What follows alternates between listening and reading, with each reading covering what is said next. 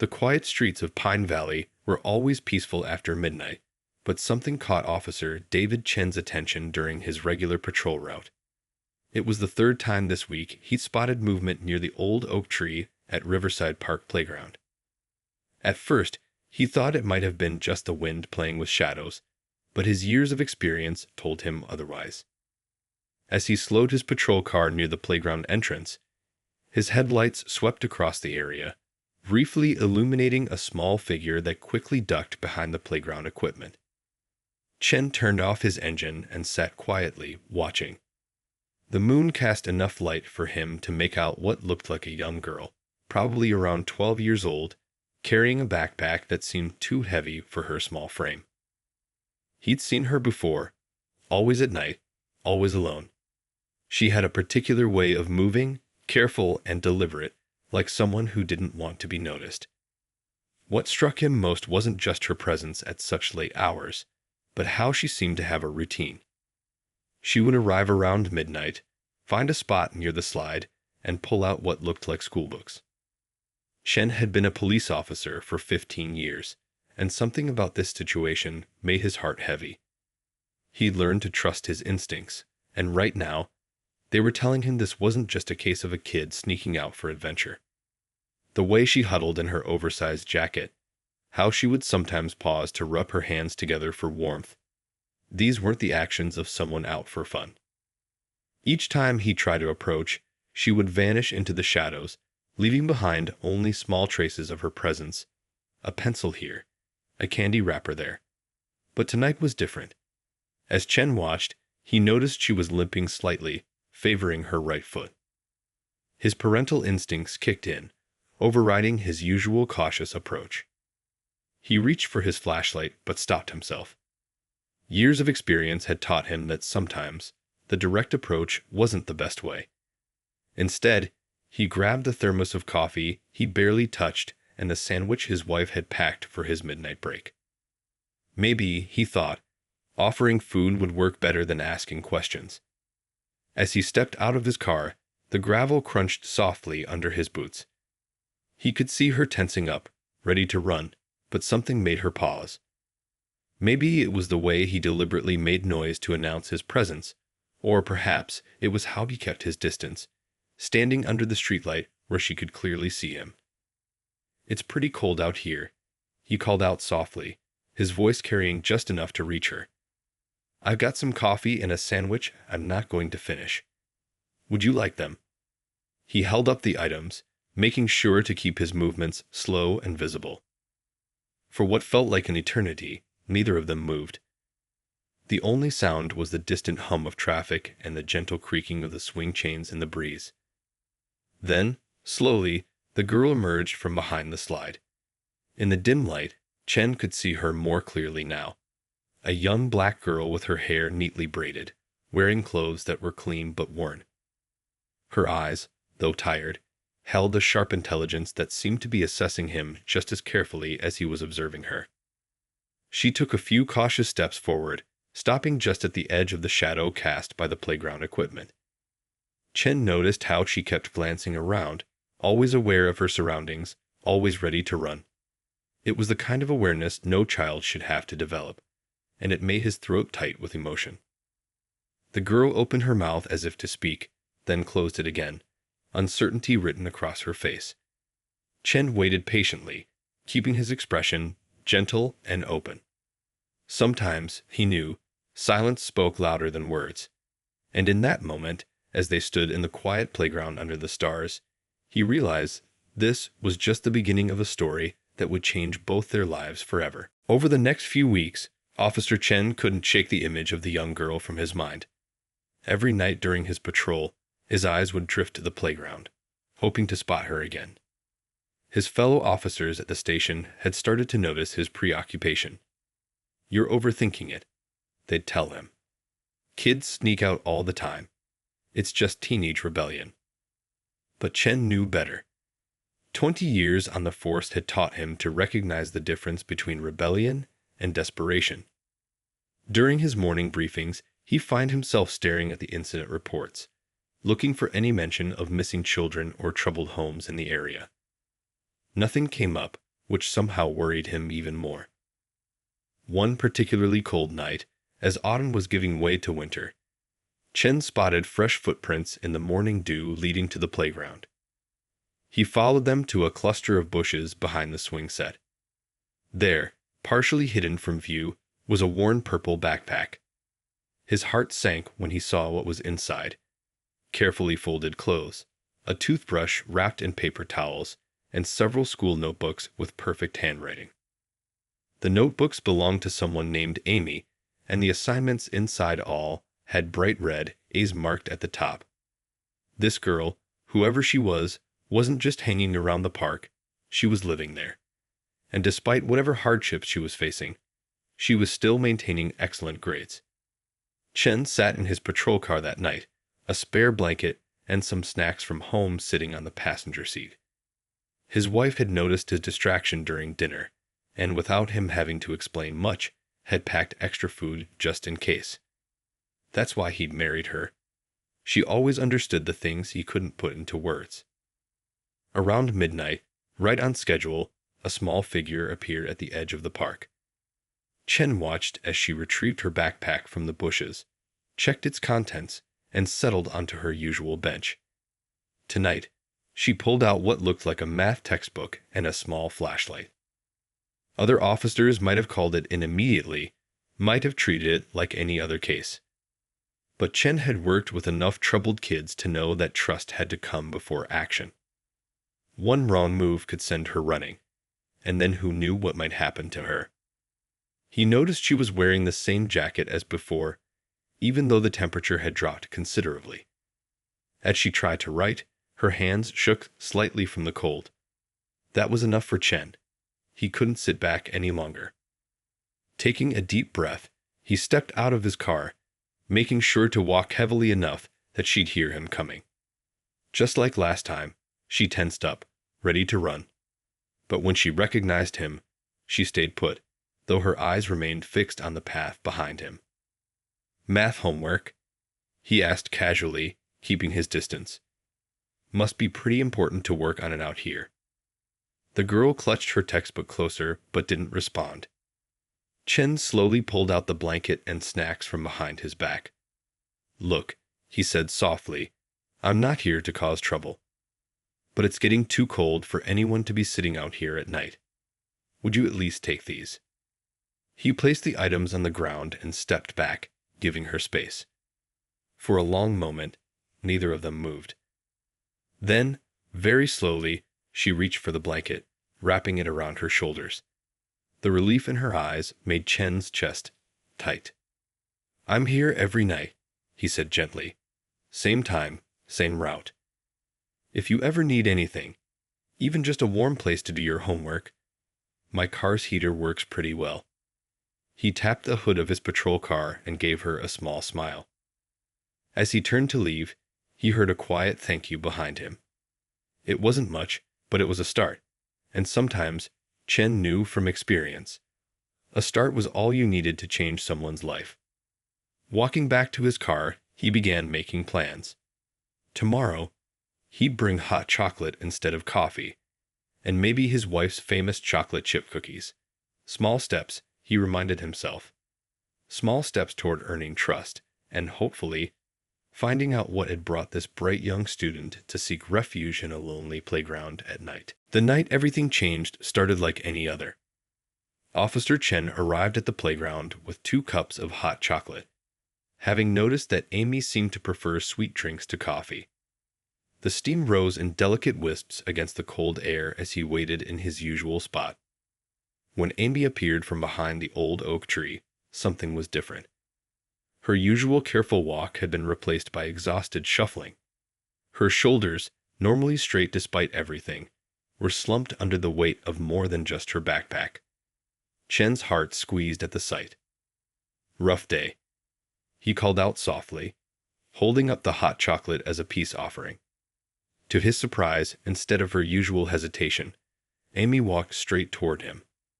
In the streetlight, he could see dark circles under her eyes, and what looked like dried tears on her cheeks. "I got an A on my science project," she said quietly, accepting the cup with trembling hands. It was the first time she'd spoken more than a word or two to him. Her voice was soft but clear, like someone used to making herself heard in a quiet library rather than a noisy classroom. "That's amazing," Chen said, careful to keep his tone casual even as his heart raced at this breakthrough. "Though something tells me that's not what's bothering you." Amy took a small sip of her hot chocolate, then another, larger one, as if drawing courage from its warmth. "Mom used to help me with science," she said finally. "She was really good at explaining things. Better than the textbooks." Chen noticed the past tense immediately but didn't comment. Instead, he gestured to the nearby bench. "Want to sit? My feet are killing me from walking the beat all day." To his relief, she nodded and followed him to the bench. They sat in comfortable silence for a few minutes, just drinking their hot chocolate and watching their breath form clouds in the cold air. "She died 6 months ago," Amy continued suddenly, staring into her cup. "Cancer. The doctors said they caught it too late." Her voice cracked slightly, but she pushed on. "Dad, he tried. He really did. For the first month or two, he packed my lunch every day, helped with homework, everything Mom used to do." Chen listened intently, fighting the urge to reach out and comfort her. She needed to tell her story at her own pace. Then he started drinking. Amy's fingers tightened around her cup. Not much at first, just a beer or two after work. But then, she trailed off, biting her lip. "Now he doesn't come home most nights. When he does, he's different. Not mean," she added quickly, seeing Chen's expression. "Just not there, like he's looking right through me." "That must be really hard," Chen said softly, choosing his words carefully. "Is that why you come here?" Amy nodded. "It's quiet here. I can focus on my homework. And—" She hesitated, then continued in a whisper. "Sometimes it's easier than being at home with all Mom's pictures watching me.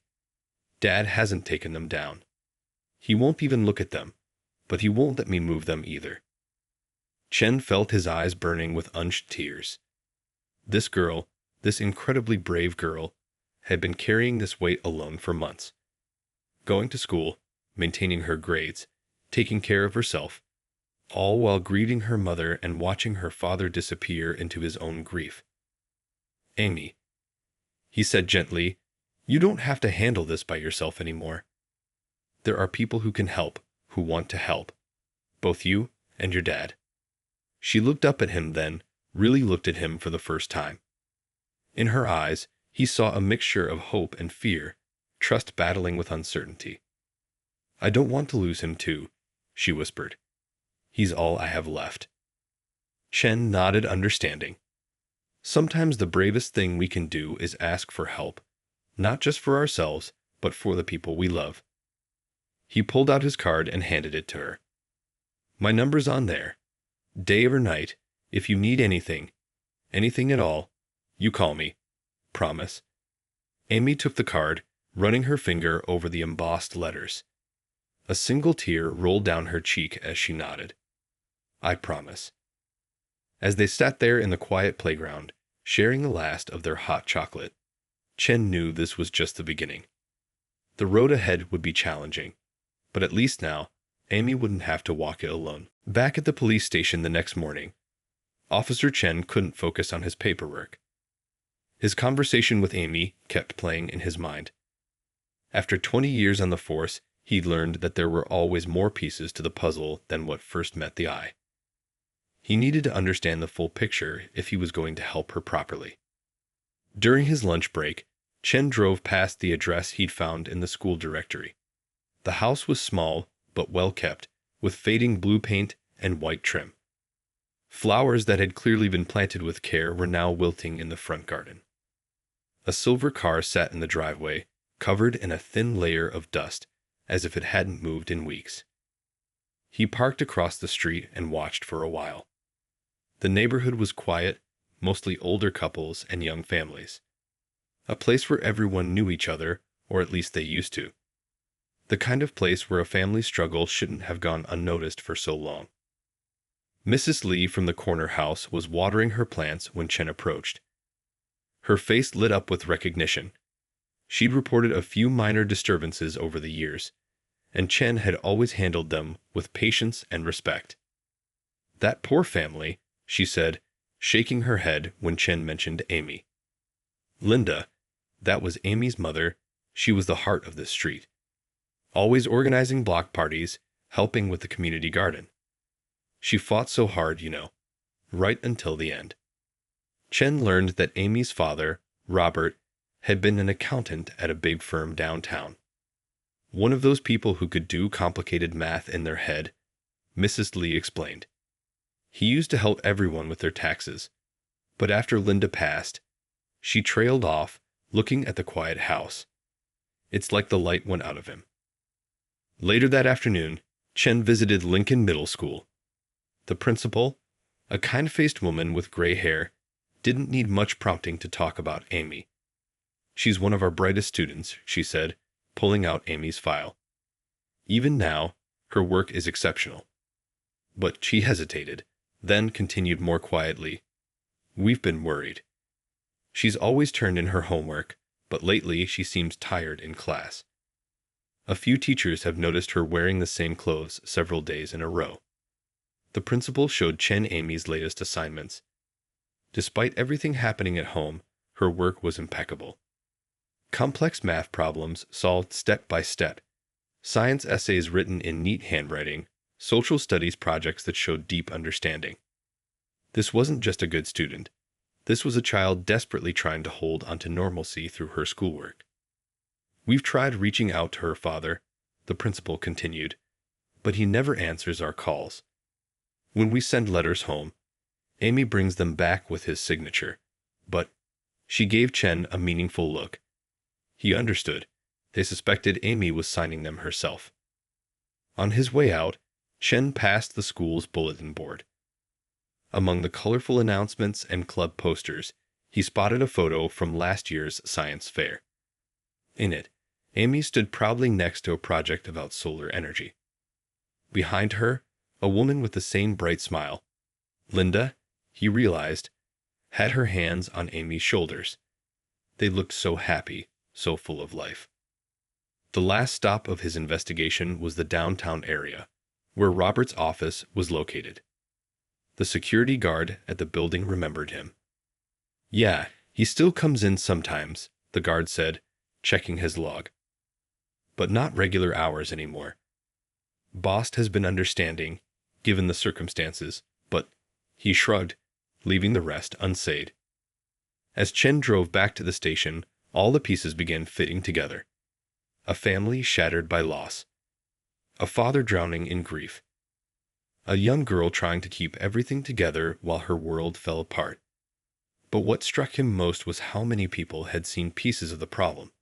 Neighbors, teachers, co-workers, yet somehow, Amy had still ended up sleeping in a playground. He pulled over and took out his phone, scrolling through his contacts until he found the number he needed. His wife worked with a grief counseling center that specialized in helping families. They'd helped police families deal with loss before. Maybe they could help Amy and her father too. Sometimes, he remembered his wife saying, "People don't just need help. They need the right kind of help." Looking at the setting sun, Chen knew what he had to do next. It wasn't enough to just know Amy's story. It was time to take action. That night was the coldest of the season. The temperature had dropped below freezing, and the wind cut through even the thickest jackets. Officer Chen arrived at the playground earlier than usual, worry gnawing at his stomach. He hoped Amy would have enough sense to stay home tonight, but something told him she wouldn't. He was right. Around midnight, he spotted her familiar figure making her way to her usual spot. But something was different about her movement, slower, more defeated. As he got closer, his heart nearly stopped. She was hunched over a textbook, trying to write while her hands shook from the cold. Next to her lay several newspapers, carefully folded into makeshift blankets. The sight hit Chen like a physical blow. He'd seen a lot in his years as a police officer. Accidents, crimes, all sorts of human tragedy.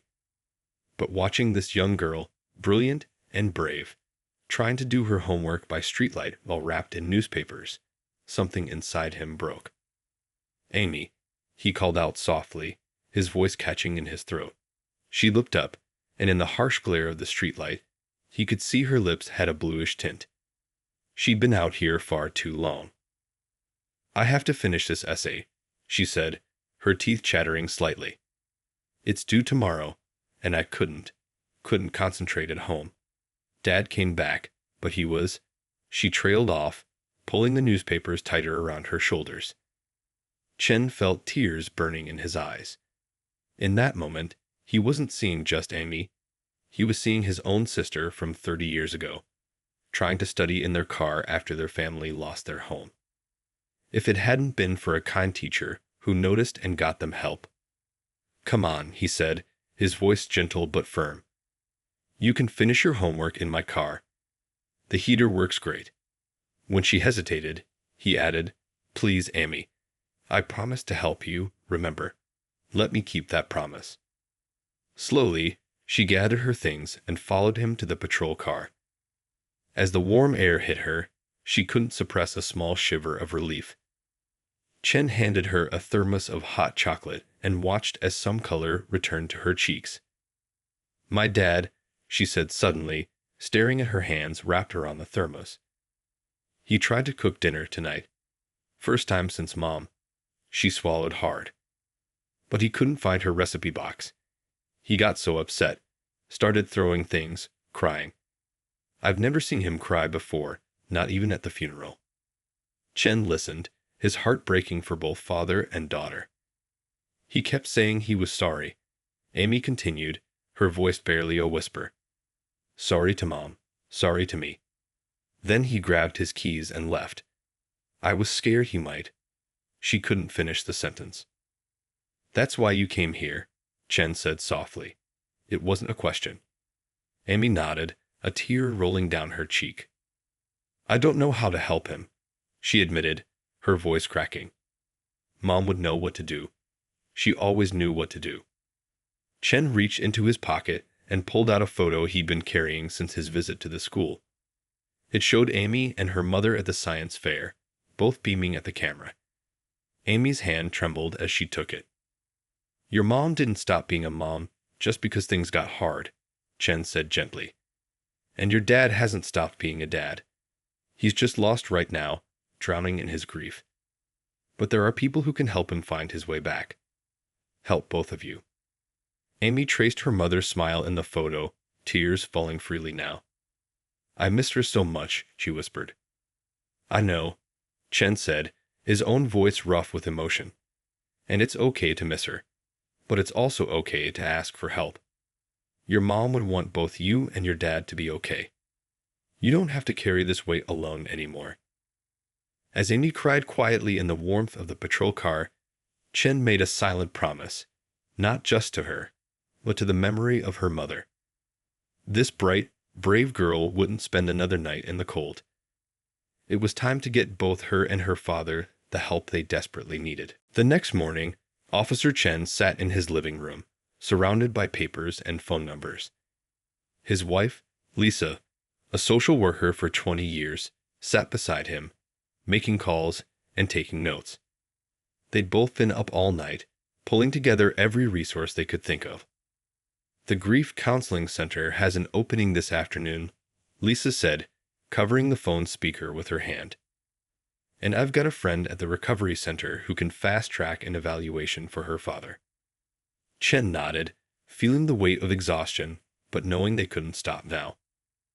After dropping Amy off at school that morning, making sure she had a warm breakfast and clean clothes from the emergency supplies they kept at the station, Chen had called in a favor with Judge Thompson. Within an hour, he had temporary emergency custody papers that would protect Amy while they helped her father get back on his feet. Around noon, Chen's phone rang. It was Mrs. Lee from Amy's neighborhood. "Robert's home," she said quickly. "He looks terrible, Officer Chen. He's just sitting in his car in the driveway, staring at nothing." Chen grabbed his keys, thanking her before heading out. When he arrived at Amy's house, he found Robert exactly as Mrs. Lee had described, slumped behind the wheel of his dusty car, still wearing yesterday's clothes. Instead of approaching with sirens or authority, Chen simply knocked on the car window. Robert looked up slowly, his eyes red and unfocused. "Sir," Chen said gently, "I think it's time we had a talk about Amy." At his daughter's name, something flickered in Robert's eyes. Fear, shame, recognition. He nodded slightly, and Chen helped him out of the car. Inside the house, the signs of last night's breakdown were everywhere.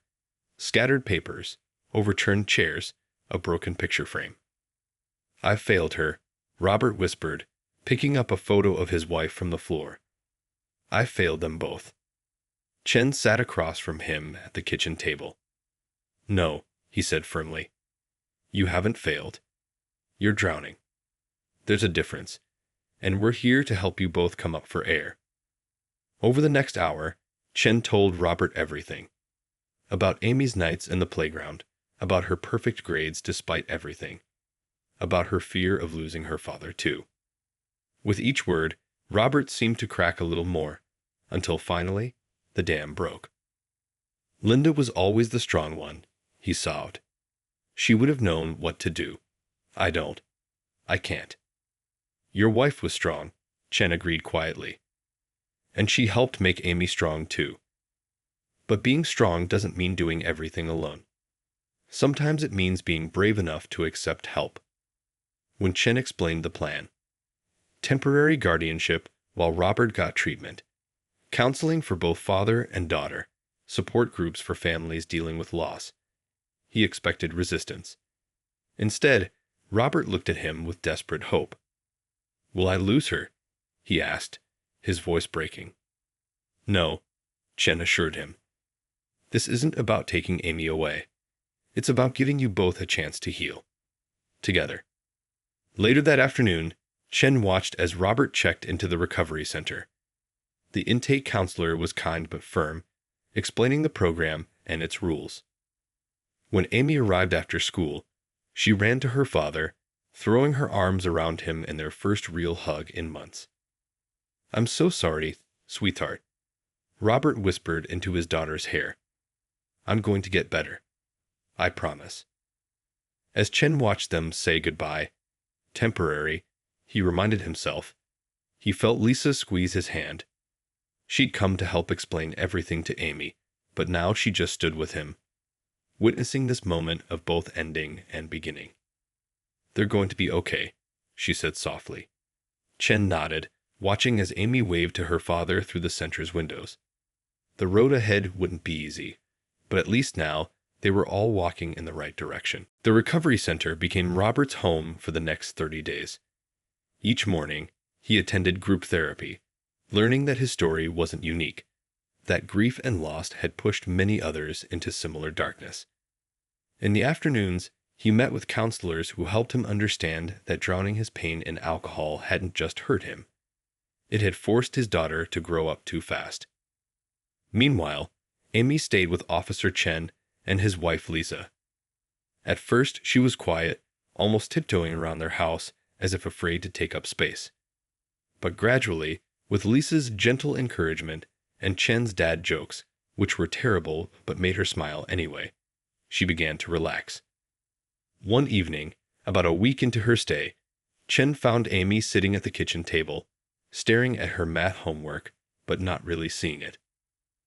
"I got a letter from Dad today," she said without looking up. "He's been sober for 8 days." Chen sat down beside her, waiting patiently. He'd learned that Amy, like many kids who'd grown up too fast, needed time to find the right words. "He wrote about Mom," she continued, her voice soft. "About how they met in college when she tutored him in chemistry. He said he'd forgotten how to talk about her without it hurting, but his counselor is helping him remember the good times." News of Robert's progress spread through the police station. Chen's fellow officers, many of whom had watched this story unfold, started a collection. They remembered Linda, who'd baked cookies for the station's holiday party the year before she got sick. They remembered Robert, who'd helped several officers with their taxes. The school principal called one afternoon, her voice excited. "We found Amy's science fair project in storage," she said. "The one she did with her mother last year. Would it be okay to display it again? We think it might help other students understand renewable energy." When Chen told Amy about it that evening, her eyes lit up for the first time in weeks. "Mom would like that," she said. "She always said science was about making the world better, one discovery at a time." The project's display became something bigger. Teachers and students worked together to create a small exhibition about renewable energy, with Amy's project as the centerpiece. They added a plaque dedicated to Linda, honoring her contributions to the school's science program. Robert heard about it during one of his therapy sessions. That night, he wrote Amy a longer letter than usual. "I'm proud of you," he wrote, "and Mom would be too. Not just of the project, but of how brave and strong you've been. I'm working hard to be the father you deserve." Chen watched as Amy read the letter at breakfast, tears rolling down her cheeks. But for the first time, they weren't tears of sadness. "He sounds like Dad again," she whispered. "Like he used to be." At the station, Chen's captain pulled him aside one morning. The other officers had done more than just collect money. They'd reached out to local businesses, explaining the situation. A furniture store offered to help redecorate Amy's room once she returned home. A local diner promised free meals for the first month after Robert's release. The auto shop volunteered to service their car, which hadn't been maintained since Linda's passing. "Community isn't just about living in the same place," the captain said, handing Chen an envelope full of gift cards and promises of help. "It's about holding each other up when someone falls." When Chen brought the envelope home, Lisa was helping Amy with her history homework. They sat together at the kitchen table, looking through all the notes and offers of support. Amy touched each card gently, as if they were precious things. "I didn't know so many people cared," she said quietly. "Sometimes," Lisa replied, squeezing her hand, "people just need to know how to help. Your dad's doing his part by getting better. All these people, they're doing their part too. That's what community means." That night, as Chen drove by the playground during his patrol, he looked at the bench where he'd first really talked to Amy. It was empty now, but not in a sad way. Instead of being a refuge from a broken home, it had become a symbol of where healing began. The day before Robert was due to complete his 30-day program, Officer Chen visited him at the recovery center. The change was remarkable. Robert's eyes were clear now, his hands steady as he organized a stack of papers on the table between them. The haunted look that had shadowed his face for so long had been replaced by something else: determination. "I've been working with my counselor on this," Robert said, spreading out what looked like a weekly schedule. "It's a plan for when I go home. Regular AA meetings, therapy sessions, even cooking classes." He smiled slightly. "Amy always loved when Linda and I cooked together. I want to give her that again." Chen noticed other papers too: job applications, budget plans, even brochures for grief support groups they could attend together. Robert had done more than just get sober. He'd rebuilt himself from the ground up. "The hardest part," Robert admitted, his voice growing softer, "was going through Linda's things with my counselor. We found her recipe box." He pulled out a worn wooden box, its corners smoothed by years of use. It was in the back of the pantry all along. Amy used to help her organize these cards every Sunday. As Robert opened the box, the scent of spices and memories filled the air. "Linda wrote little notes on some of them," he said, carefully lifting out a card. "Amy's favorite, or perfect for rainy days. I couldn't look at these before. Now they feel like gifts she left for us." Meanwhile, back at Chen's house, Amy was preparing for her father's return. Lisa had helped her sort through some of Linda's clothes that had been packed away, selecting special pieces to keep and donating others to families in need. Each item they handled became a chance to share a memory. Mom wore this sweater to every parent-teacher conference, Amy said, holding up a soft blue cardigan. She said it was her lucky charm. Instead of crying, she smiled at the memory. The counseling sessions were helping her too, teaching her that remembering didn't have to hurt. The community support had grown even stronger. The local hardware store donated paint and supplies to freshen up the house. Amy's teachers put together study materials to help her stay caught up with her classes. Even Mrs. Lee from next door had been busy tending to Linda's flower garden, ensuring it would be blooming when Robert came home. One afternoon, while helping Amy with her science homework, Chen received an unexpected call. It was from Robert's old boss at the accounting firm. "We've been holding his position," the man explained. "After what happened with Linda, well, we all loved her. The whole office did. We want Robert to know he has a place here when he's ready. Part-time at first, of course, while he continues his recovery." When Chen shared this news with Amy, she hugged him tightly. "Dad always said his work friends were like family," she whispered. I guess he was right. The day before Robert's release, Amy spent hours in Chen's kitchen with Lisa, practicing one of her mother's recipes: chocolate chip cookies that Linda had made famous at school bake sales. The recipe card was spattered with old vanilla stains and marked with Linda's familiar handwriting. "Made with love, the secret ingredient." As the warm scent of cookies filled the house, Amy read another note from her father. He wrote about his last therapy session, about how he was learning to be both mother and father now, about how proud Linda would be of their daughter's strength. "Do you think we'll be okay?" Amy asked Chen as they packed the cookies into a container. "Really okay." Chen thought about everything he'd seen over the past month: the community coming together, Robert's determination to change, Amy's resilience, and the countless small acts of kindness that had helped heal this broken family. "You know that science project you did," he said.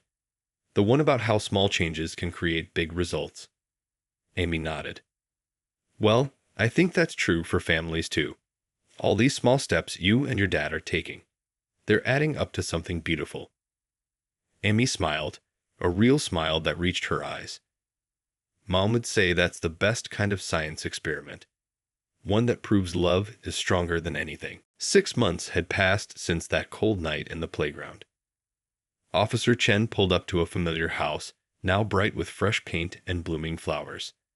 The sound of laughter drifted through an open window, a sound that once seemed impossible in this place of shadows and silence. Inside, Robert and Amy sat at their kitchen table, surrounded by textbooks and Linda's recipe cards. They were planning their weekly menu, a ritual they'd created during family therapy. The walls, once heavy with untouched memories, now displayed a mixture of old and new photos. Linda's smile watching over their healing family. "Officer Chen," Amy called out, jumping up to hug him. Her face was brighter now, the dark circles long gone from under her eyes. On the refrigerator behind her, a recent report card showed all A's, but this time they were earned at a desk at home, not on a cold park bench. "Just checking in," Chen smiled, accepting the hug.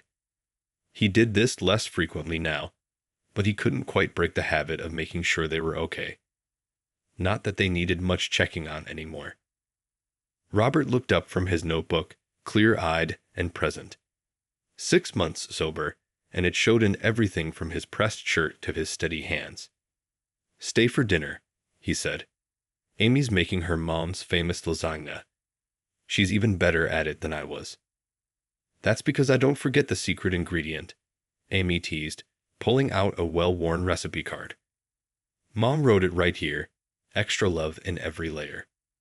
The kitchen counter held a stack of brochures, not for recovery programs anymore, but for colleges.